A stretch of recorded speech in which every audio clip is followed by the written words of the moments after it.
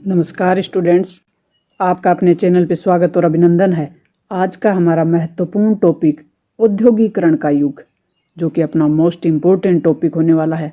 औद्योगिकरण का युग, औद्योगिकरण शब्द से ही पता चल रहा है कि बड़े स्तर पे उद्योगों का लगाया जाना या एक औद्योगिक क्रांति जिसमें बड़े स्तर पे उद्योग लगाए जाएं और उन उद्योगों में बड़े स्तर पे मशीनों का प्रयोग हो, जिसमें वस्तुओं का उत्पादन मशीनों द्वारा किया जाए।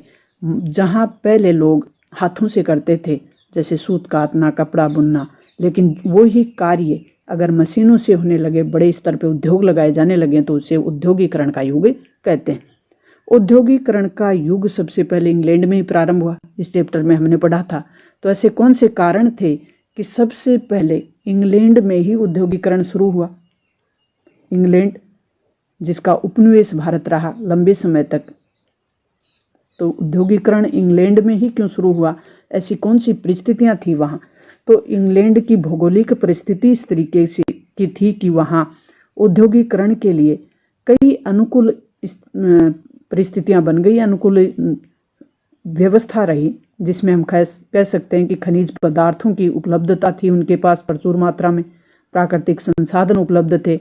उत्तरी और पश्चिमी जो इंग्लैंड का भाग था, वहाँ लौह और कोयले की खानें थी। तो जो कच्चा सामान था, कच्चा माल था, वह आसानी से उपलब्ध हो जाता था। नई नई मशीनों का आविष्कार हो रहा था उस समय, इंग्लैंड में ही हुआ नई मशीनों का आविष्कार। इंग्लैंड में वैज्ञानिकों ने नई नई मशीनों के लिए आविष्कार किए, जैसे वस्त्र उद्योग के लिए, परिवहन के लिए, संचार के लिए, खनन के लिए। मजदूर आसानी से उपलब्ध हो जाना, यानी सस्ते मजदूर वहाँ उपलब्ध हो रहे थे। और फिर परिवहन की सुविधा भी चाहिए, किसी भी कारखाने को लगाने के लिए या उद्योग लगाने के लिए वहाँ परिवहन की जो व्यवस्था है वो भी अच्छी होनी चाहिए। ये भी वहाँ बन रही थी इंग्लैंड में। वहाँ सड़कों और जहाजरानी का विकास हो रहा था। बाद में रेलवे का भी विकास हुआ, तो औद्योगिकरण आसान हुआ। फिर ये जो औद्योगिकरण हुआ, औद्योगिक क्रांति मिश्रित वरदान सिद्ध हुई। इसी चैप्टर में हम ये भी देखते हैं कि औद्योगिक क्रांति का जो रिजल्ट निकला, परिणाम निकला, वो मिश्रित था। तो औद्योगिकरण से कपड़ा उद्योग, लौह इस्पात उद्योग, कोयला, सीमेंट, चीनी, शीशा, ये जो कारखाने थे बड़े स्तर पे लगे, लेकिन इसके नकारात्मक परिणाम भी निकले, क्योंकि जो लोग थे वो गांवों से शहरों की ओर जाने लगे। तो शहरीकरण की जो प्रवृत्ति थी वो बढ़ गई। शहरीकरण बढ़ा तो शहरों में जनसंख्या बढ़ी, शहरों पे दबाव बढ़ा। फिर जो कुटीर उद्योग थी, छोटे छोटे उद्योग होते थे, जो हाथ से चलाए जाने वाले उद्योग थे, वो मजदूर बेरोजगार हो गए और उन मजदूरों की रोजी रोटी का तो प्रश्न उठा ही, साथ ही साथ कुटीर उद्योग भी नष्ट होते चले गए। और फिर सामाजिक जीवन पे भी इसका बहुत बड़ा असर पड़ा कि जो छोटे छोटे परिवार बनने लग गए, बड़े परिवार यानी छोटे छोटे नए और सामाजिक नए वर्गों का उदय होने लगा। बड़े परिवार टूटने लगे, लोग शहरों की ओर जाने लगे, तो छोटे परिवार बनने लगे, संयुक्त परिवार टूटने शुरू हो गए।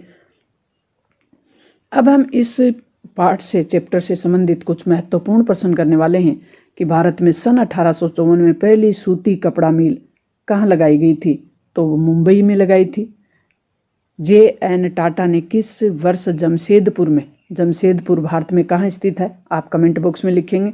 भारत का पहला लौह इस्पात कारखाना कहाँ और कब स्थापित हुआ था? तो ये साल थी 1912 की। बंगाल में पहली जूट मिल कब स्थापित हुई? 1855 में। 1917 में कोलकाता में देश की पहली जूट मिल लगाने वाले व्यापारी थे, वो कौन थे? तो ये सेठ हुकमचंद। 1811 और 12 में भारत में कुल निर्यात में सूती माल का हिस्सा 33% था, जो 1850 और 51 में घटकर कितना हो गया? 3%। नए युग का प्रतीक किसे माना गया? तो नया युग का प्रतीक कपास को माना गया।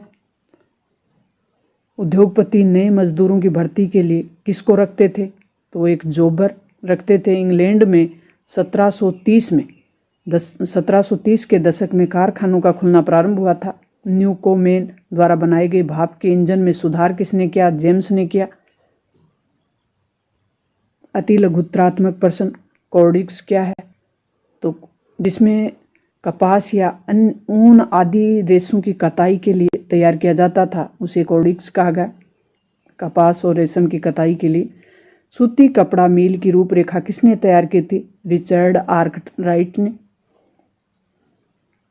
स्पिनिंग जेनी मशीन का निर्माण कब और किसने किया? तो जेम्स हारग्रीव्ज ने किया था स्पिनिंग जेनी मशीन का 1764 में। मद्रास में किस वर्ष पहली कताई मिल स्थापित की? 1874 में। भारत के दो प्रारंभिक उद्योगपतियों के नाम? जमशेदजी टाटा और द्वारकानाथ टैगोर। भारत की किन दो बंदरगाहों से विदेशों के साथ व्यापार चलता था? तो भारत के दो बंदरगाह, एक सूरत और एक हुगली। सूरत जो कि गुजरात और अरब सागर के तट पे है, तो हुगली जो कि पश्चिम बंगाल में बंगाल की खाड़ी के पास है। अमेरिका गृह युद्ध का भारतीय बुनकरों पे क्या प्रभाव पड़ा? अमेरिका में गृह युद्ध चल रहा था, तो उसका भारतीय बुनकरों पे क्या असर पड़ा? तो अमेरिका में कपास की गृह युद्ध का आपको पता ही है, देश के अंदर ही विद्रोह चल रहे हों सरकार और नागरिकों के बीच, तो उसे कहते हैं गृह युद्ध। अमेरिका में गृह युद्ध चल रहा था, तो उससे अमेरिका से कपास की जो आमद थी वो बंद हो गई। कच्चे माल की अत्यधिक कीमत के कारण बुनकरों को कच्चे माल के लाले पड़ गए, यानी कच्चा माल की कमी हो गई थी।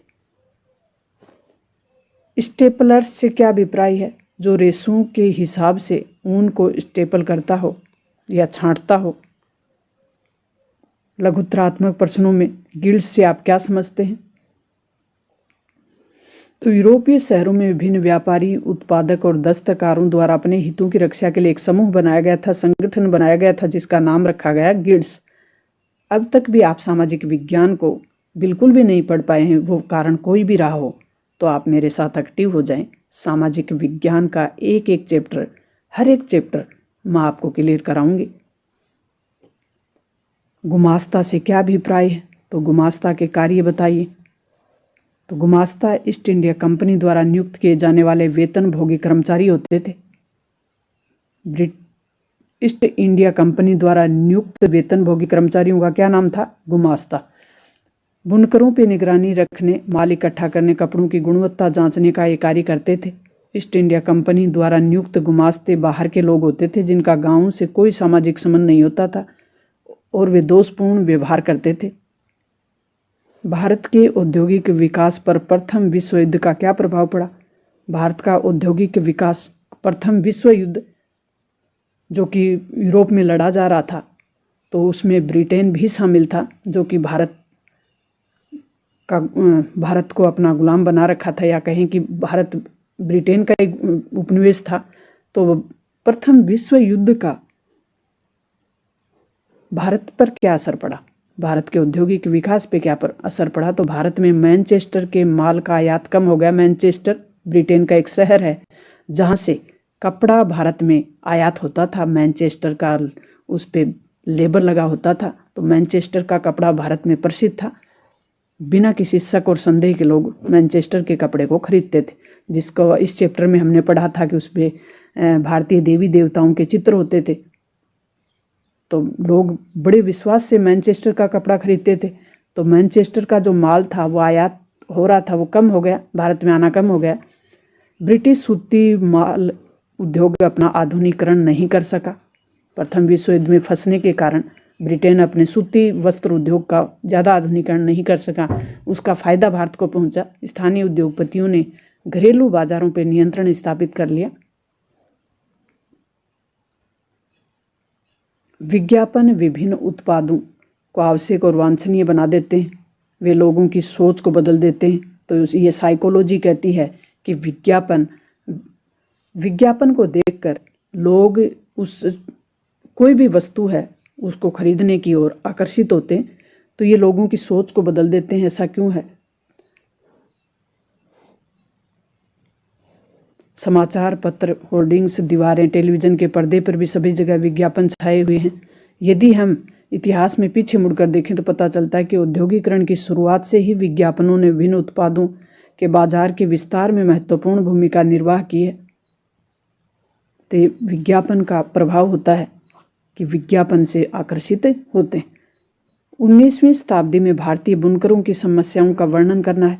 तो 19वीं शताब्दी में भारतीय बुनकर के सामने कौन सी समस्याएं थी? तो बुनकरों का निर्यात बाजार समाप्ति की ओर था, तो स्थानीय बाजार भी सिकुड़ रहा था। 1850 के दशक तक देश के अधिकांश बुनकर प्रदेशों में गरीबी और बेरोजगारी फैल गई थी। अमेरिका में गृह युद्ध से वहां के कपास का आना बंद हो गया था। इस पर ब्रिटेन से कपास मंगाने लगा, जिससे कपास की कीमतें अत्यधिक बढ़ गई। भारतीय बुनकरों को कपास मिलना मुश्किल हो गया था। 19वीं शताब्दी के अंत में भारतीय कारखानों में उत्पादन होने लगा, फलस्वरूप भारतीय बुनकर उद्योग पतन के कगार पर पहुंच गया था। नेक्स्ट और महत्वपूर्ण अपना जो चैप्टर होगा वो होगा मुद्रण संस्कृति और आधुनिक दुनिया। इस चैप्टर से अपने किस तरीके के प्रश्न आएंगे देख लेते हैं। वस्तुनिष्ठ प्रश्न आएगा 1 और 1 नंबर वाला, लघुत्तरात्मक और लघुत्तरात्मक में अति लघुत्तरात्मक प्रश्न पूछा जाएगा 1 मार्क्स वाला। टोटल 2 नंबर का ये चैप्टर होने वाला है।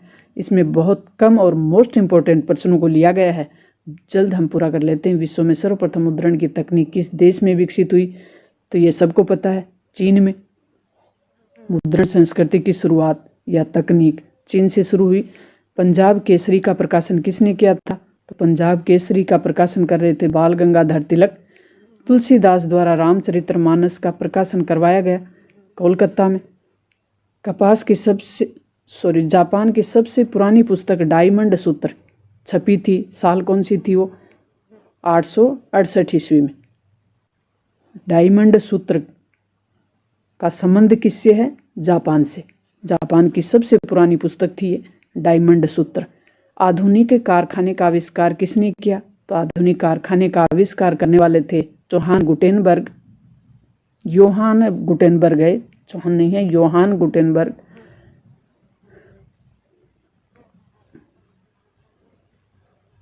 अठारह 1848 में गुटेनबर्ग में कौन सी पहली पुस्तक छपी थी? तो ये थी बाइबिल। 1448 में गुटेनबर्ग ने कौन सी पुस्तक छापी? बाइबिल। 1821 से संवाद कौमुदी का प्रकाशन किसने शुरू किया? राजा राम मोहन राय। साल कौन सी थी? 1821। पुस्तक का नाम संवाद कौमुदी। नेक्स्ट अपना प्रश्न है कि मुद्रण संस्कृति ने किस क्रांति को जन्म दिया? तो मुद्रण संस्कृति ने 1789 की फ्रांसीसी क्रांति को जन्म दिया। मुद्रण संस्कृति का इस क्रांति पर इतना अधिक असर पड़ा कि जो फ्रांसीसी क्रांति है वो मुद्रण संस्कृति से बहुत ज़्यादा प्रभावित हुई। किस धर्म सुधारक ने प्रोटेस्टेंट धर्म सुधार आंदोलन की शुरुआत की थी? तो ये थी मार्टिन लूथर। बंगाल गजट नामक साप्ताहिक पत्रिका का प्रकाशन किसके द्वारा किया गया था? तो जेम्स ऑगस्टस हिक्की द्वारा 1780 में। मार्को पोलो कौन थे? इटली के एक महान खोजी यात्री थे और वो चीन से इटली में वुड ब्लॉक वाली छपाई की तकनीक लेकर आया था। तो ये तकनीक कौन लेके आए थे? किसके द्वारा लाई गई? ये भी प्रश्न अपना क्लियर हो गया। महाराष्ट्र की 2 महिलाओं के नाम जिन्होंने उच्च जाति की महिलाओं की दयनीय दशा के बारे में लिखा, वो महिला ताराबाई सिंधिया और पंडिता रमाबाई गुलामगिरी। ये महाराष्ट्र से संबंध रखने वाली महिलाएं थी और किस वर्ग से संबंधित? उच्च वर्ग की महिलाओं की दयनीय दशा के बारे में लिख रही थी। गुलामगिरी के रचयिता कौन थे? ये पुस्तक कब रची गई? ज्योतिबा फुल्ले थे। गुलामगिरी पुस्तक किसके द्वारा लिखी गई? ज्योतिबा फुल्ले द्वारा। 1871 में ज्योतिबा फुल्ले द्वारा रचित पुस्तक का नाम लिखिए गुलामगिरी। कब लिखी गई? 1871। पेरियार के नाम से कौन जाने जाते हैं? ईवी रामास्वामी नायकर। दक्षिण भारत के प्रमुख समाज सुधारक क्रांतिकारी, द्रविड़ आंदोलन के प्रेरक पेरियार। वर्नाक्यूलर प्रेस एक्ट क्या था? मोस्ट इंपोर्टेंट प्रश्न है अपना ये। 1878 में। साल कौन सी थी? 1878। लॉर्ड लिटन उस समय भारत के वाइसराय थे। वर्नाक्यूलर प्रेस एक्ट लेकर आते हैं। इससे हुआ क्या कि सरकार को भारतीय भाषाओं में छपने वाले समाचार पत्रों को सेंसर करने का अधिकार मिल गया। सेंसर मतलब रोक लगाने, कि सरकार के विरुद्ध कोई नहीं लिख सकता था। वर्नाक्यूलर प्रेस एक्ट आने से। इक्विजिएशन क्या था? विधि शिनाख्त करने और उन्हें सजा देने वाली रोमन कैथोलिक जो संस्था थी वे इक्विजियम सी। इंग्लैंड में सस्ती किताबों को किस नाम से जाना गया? तो उसका नाम था पेनी चैप बुक्स। गैलिसिया से है। एक धातुई फ्रेम जिसमें टाइप बिछाकर इबारत बनाई जाती है। प्लाटेन के बारे में आप क्या जानते हैं या प्लाटेन के बारे में बताइए। तो लेटर प्रेस छपाई में प्लाटेन एक बोर्ड होता है जिसे कागज के पीछे दबाकर टाइप की छाप ली जाती है, तो इसे प्लाटेन कहा जाता है। ये अति महत्वपूर्ण प्रश्नों की सीरीज अपनी इतिहास विषय की पूरी हो गई। नेक्स्ट अपना जो बुक होने वाली है वो है संसाधन एवं विकास। ये पाठ्यपुस्तक हम नेक्स्ट लेंगे। मिलते हैं नेक्स्ट वीडियो में, तब तक थैंक्स।